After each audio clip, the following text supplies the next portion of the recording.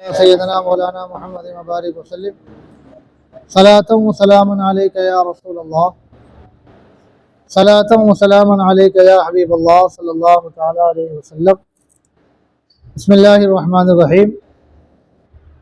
استنجا کا بیان چل رہا ہے، اس تعلق سے ایک آیت کریمہ اور 18 حدیث شریف پڑھی گئی تھی، جس میں سے 12 حدیث شریف کی تشریح ہو گئی تھی،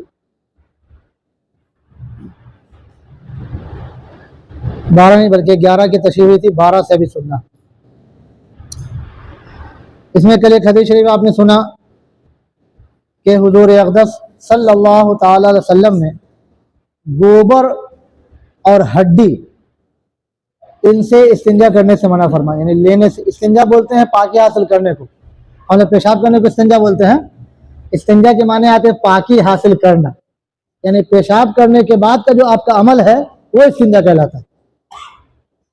پیشاب کرنے کے بعد دھویا جاتا ہے، اینٹا لیا جاتا ہے، اس کو کہتے ہیں استنجا۔ ہم لوگ پورے کو خیر پورے کو بھی استنجا کرنے میں حرج نہیں، لیکن میری استنجا وہ ہے۔ استنجا کے معنی پاکی حاصل کرنا، تو ظاہر ہے یہ پیشاب کرنے کے بعد ہوتا ہے۔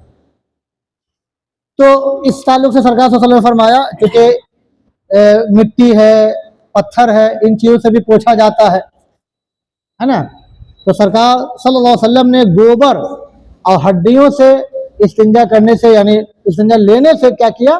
منع فرمایا، اور باضابطہ اس کی وجہ بھی بتا دی، کیا کہ وہ تمہارے بھائی جنوں کی خوراک ہے، یعنی جن کی غذا ہے وہ گوبر اور ہڈی۔ ہڈی باضابطہ وہ جو دیکھتے تو اس پر گوشت جم جاتا ہے اور وہ کھاتے ہیں، وہ تو ظاہر ہے وہ کسی مخلوق کی غذا ہے، اور جن بھی ایک شرف رکھتا ہے اس معنی کر کہ اس کو بھی عبادت کے لیے بنایا گیا۔ قرآن شریف نے دونوں کے بارے میں فرمایا ہے، وَمَا خَلَقْتُ الْجِنَّ وَالْإِنسَ إِلَّا لِيَعْبُدُونِ۔ ہم نے جنات اور انسان کو اپنی عبادت کے لیے بنایا، تو معلوم ہوا اس کی بھی تخلیق کس کے لیے ہوئی ہے؟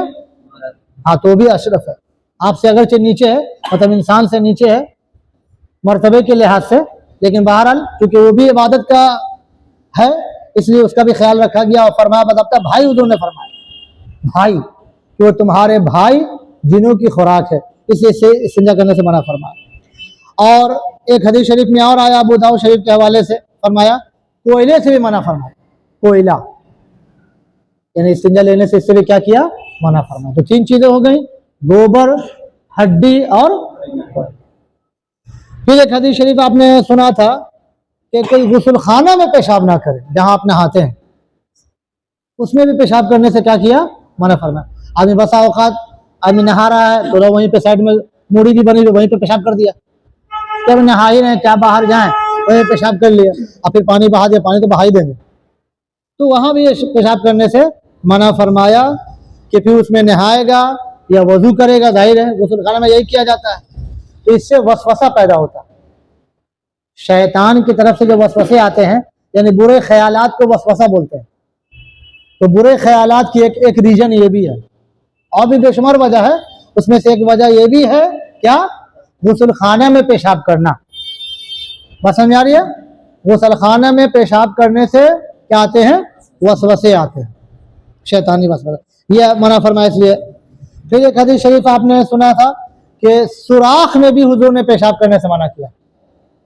سوراخ کہ اس میں ظاہر زہریلے جانور بھی رہتے ہیں، مطلب سانپ وغیرہ ہے یا کچھ اور، بسا اوقات جن شیطان کی صورت میں، جن سانپ کی صورت میں رہتا ہے، تو جہاں وہ پیشاب کے چھینٹے پڑے وہ آپ کا دشمن ہوگا، آپ کا دشمن ہوگا، وہ آپ کے پیچھے پڑے گا، اس لیے ان چیزوں سے ضرور نے منع فرما دیا پہلے۔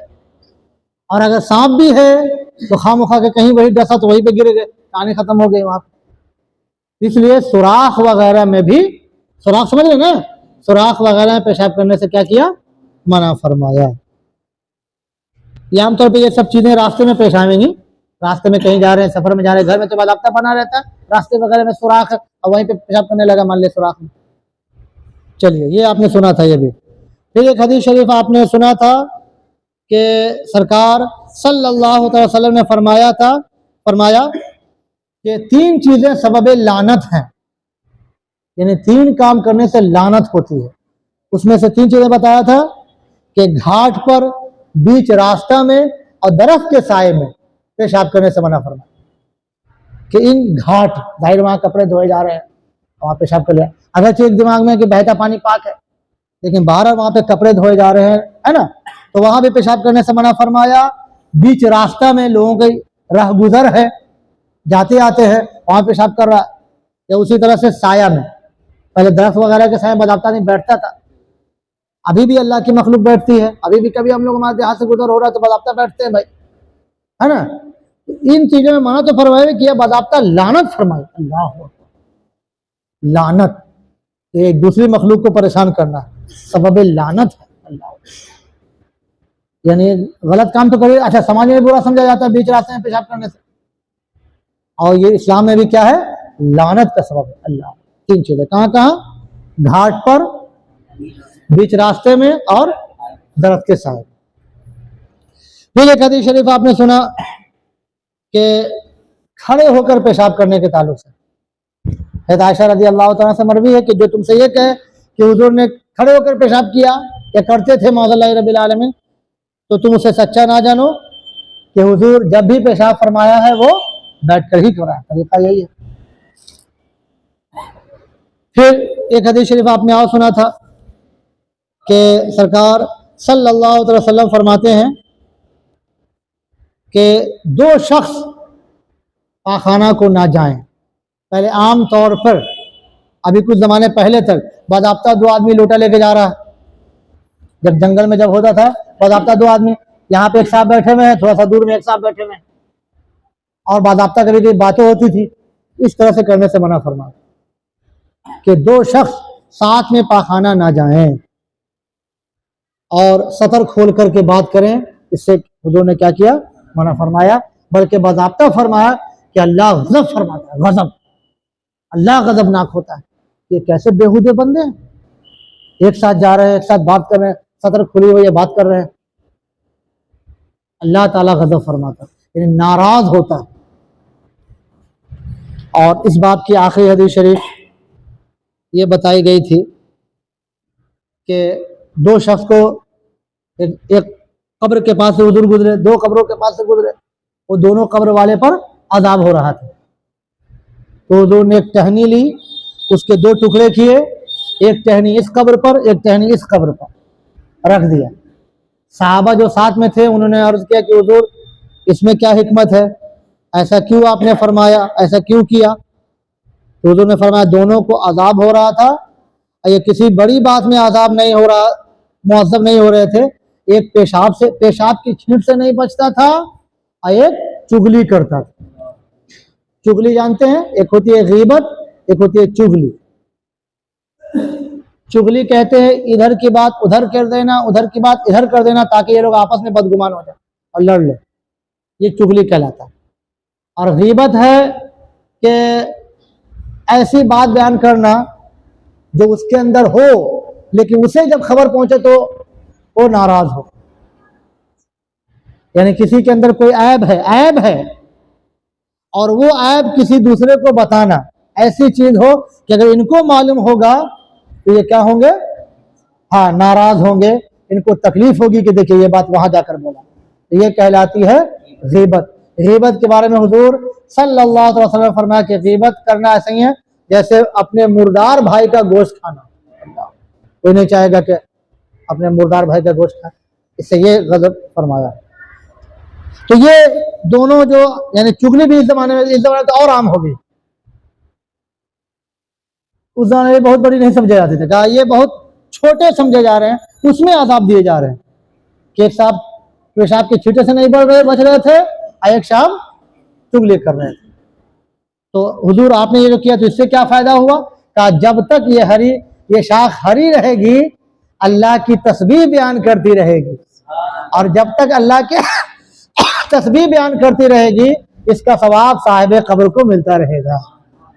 इसी से फूल की चादर साबित है कि फूल की चादर जो आप रखते हैं, तो जब तक फूल हरी है बाज़ाब्ता तस्बीह पढ़ रही है और उसका सवाब साहिब कब्र को मिल रहा है। इसलिए आम फूल की चादर आम कब्र में भी चढ़ा सकते हैं, आम कब्र यानी आम मुसलमान, कैसे मुसलमान, عام مسلمان، ہم جیسا مسلمان، اس کی قبر پر عام چادر چڑھا سکتے، یہ والی چادر. ہاں کپڑے کی چادر اللہ کے ولی کی بات، عام قبر پر نہیں. کپڑے کی چادر عام قبر پر نہیں، وہ اللہ کے ولی کہ ان کو الگ مرتبہ ملے، وہ ہم جیسے نہیں. تو وجہ شرافت، وجہ بزرگی کے وجہ سے ان پر کپڑے، پھول کے بھی، لیکن کپڑے کی صرف ان پر عام قبر پر کپڑے کی چادر نہیں چڑھا جاتا. تو پھول کی چادر کا سبب سمجھ میں آ گیا کہ تاکہ جب تک تر رہے گی، ہاں وہ تسبیح پڑھتی رہے گی اور اس کا ثواب مردے کو ملتا رہے گا. چلیے حدیث شریف ہو گئی. اب باضابطہ اس کے تعلق سے مسائل آپ انشاءاللہ کل سماعت کیجیے گا.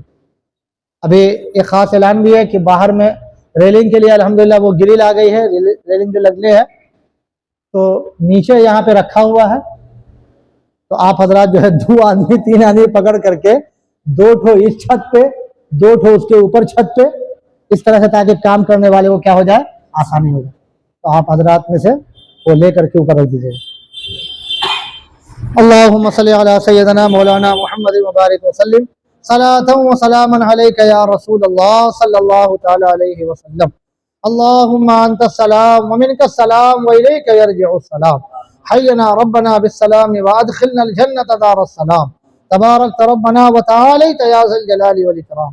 کریمہ کار سادہ بندہ نوازہ مولا کریم، تیری ہی بخشی ہوئی توفیق سے حضور سرور کائنات صلی اللہ تعالی وسلم کی حدیث شریف ماں ترجمے کے ساتھ عرض کیے گئے مولا سے ذہن میں، دل میں، دماغ میں محفوظ فرما. اس تعلق سے جو مسائل آئے ان مسائل کو بھی ذہن میں محفوظ فرما، اس پر عمل کی توفیق رفیق عطا فرما، دنیا اور آخرت کی بھلائیاں نصیب فرما، ایمان پر خاتمہ نصیب فرما. صلی اللہ تعالی علی خیر خلقہ محمد وعلی آلہ واصحابہ وازواجہ وذریاتہ اجمعین برحمتک یا ارحم الراحمین. لا الہ الا اللہ.